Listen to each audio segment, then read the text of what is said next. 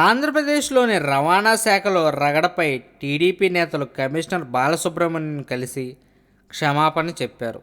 ఈ ఘటనపై సీఎం చంద్రబాబు జోక్యం చేసుకుని టీడీపీ నేతలకు క్లాస్ తీసుకున్నారు. ఆయన ఆదేశాలతో టీడీపీ నేతలు కేశినేని, బోండా ఉమా, బుద్దా వెంకన్న, నాగుల్ మీరా తదితరులు కమిషనర్ను కలిసి క్షమాపణ చెప్పారు. ఇలాంటి ఘటనలు పునరావృతం కాకుండా చూసుకుంటామని బోండా ఉమా అన్నారు.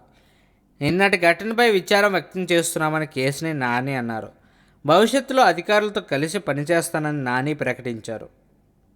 ఇదంతా చూస్తుంటే కోపం వచ్చినప్పుడేమో కొట్టడం లేదా తిట్టడం, మళ్ళీ పెద్ద ఆయన అంటే చంద్రబాబు గారు క్లాస్ పీకగానే బుద్ధి తెచ్చుకుని వచ్చి మేము బుద్ధిగా ఉంటామని చెప్పడం, ఇదంతా చూస్తుంటే వీళ్ళకి అసలు సొంత బుద్ధి జ్ఞానాలు అంటూ ఉండవా అని ప్రజలు నోటి మీద వేలేసుకుంటున్నారు.